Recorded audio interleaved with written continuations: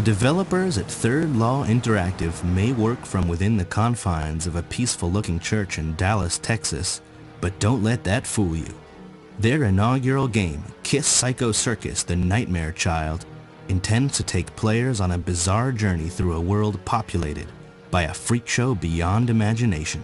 Leaping demons, maniacal unipsychos, and a huge arachnid clown are the main attractions. So step right up and prepare for the most twisted show on earth.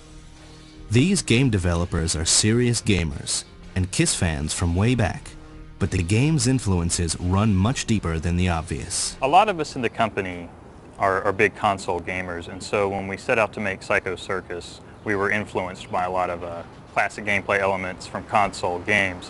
One that was hot at the time was Zelda 64. At the time we started forming the company, and so we really were inspired by that game and wanted to include some of those elements in Psycho Circus.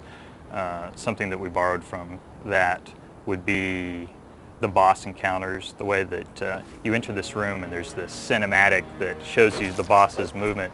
Kind of gives you a little bit of a clue as to how that boss works and their pattern. You see just a little bit of it before you actually start fighting them, and so that's something that happens in our game. The Todd McFarlane Psycho Circus comic books also play a major part in the game's nightmarish appeal. When we set out to make the 4 Elder, which are the Kiss personalities in Psycho Circus, we really looked directly at the comic book and at the toys that are based on the comic book, and we based our designs on that. And in the comic book, the characters, they kind of evolve from issue to issue, so they're not consistent.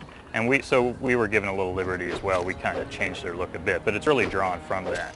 And not just the characters, but the whole world, that whole kind of nightmarish twist on reality, we took from the comic. The comic portrays that really well, and it was really fun as game developers to get this kind of new circus nightmare twisted theme for environments to go through. The members of Kiss appear in the game as elders, and each harnesses a different element from the Psycho Circus universe. In the world of Psycho Circus, the Kiss personalities are not known as they are as in the rock band. There's no Gene Simmons and Paul Stanley. They're called the Elder, the 4 of them collectively. And so Gene Simmons' personality is known as the Demon, and Paul Stanley is known as the Star Bearer. Ace Frehley is the Celestial, and Peter Criss is the Beast King. And each of them have their own sort of realm that they rule over in the world of Psycho Circus. We have the Earth realm for Peter Criss, Water realm for Paul Stanley, Fire realm for Gene Simmons, Demon, and the Air realm for Ace Frehley as the Celestial. As one would imagine, the game's plotline is volatile, mirroring that of the comic book series. You start out as a mortal, just a regular human being, and basically you pick up each part of the character's costume pieces as you go along through the level. And what you do, the overall plot is to stop the nightmare child from being born. And the way you do that is with each character you work them through their own realm, which is very unique in its own different ways. And you get the pieces of the costume and become this elder beast, which is capable of destroying the nightmare child. And you do that with each of the 4 characters.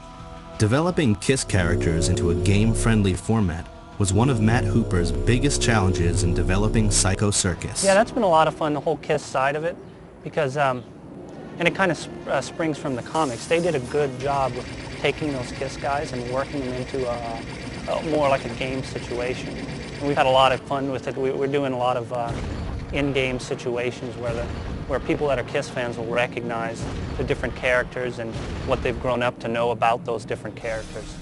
As one of the 4 members of Kiss, players will face a vast array of abhorrent beasts, and sometimes their numbers are overwhelming. What we've done from a design standpoint early on when we realized we wanted to make an action game was come up with the idea of having horde creatures. And it kind of takes the player back to the Doom days where he was faced with tons of creatures on the screen at one time. And it's something that you haven't seen in a lot of games recently, the 3D games, for a very good reason, because they can't accommodate that many monsters. They just don't have the power to draw that many on the screen. So what we've done from a design early on was set a goal to have a lot of monsters on the screen if we were going to make an action game. And we do that by the way they're modeled, the environments they're in. Their AI is programmed in a certain way to allow us to achieve this.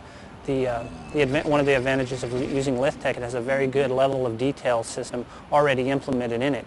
So basically we can throw dozens of creatures on the screen and give the player that intense action feel. Even if they're easy to kill and they may not pose some serious threat all of the time, the player constantly has this adrenaline pumping as he's going through the levels.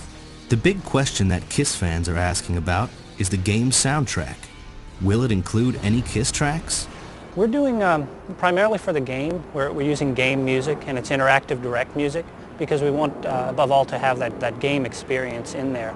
But some of the things you'll run into is like a jukebox. In the Roadhouse, for instance, one of the first levels, you find a quarter and you go pop it in the jukebox, and all of a sudden you can choose a KISS song to be blaring out of the jukebox. Or you might have radios, or a car radio that plays a KISS song, so they'll be represented in that way. Finally, Hooper gives insight the skinny on Easter eggs KISS fans might find in the game. Some of the Easter eggs for KISS fans are things like something as simple as album names, or we might have entire secret levels where it may be from some of the newer band members that have come along after, when they replaced Peter Criss, for instance. So you might have a secret level that's dedicated to one of those guys. With its eclectic combination of diverse environments, an intriguing storyline, and a freakish cast of characters, KISS Psycho Circus is shaping up to be one wild trip. As it stands, the madness will begin April 2000.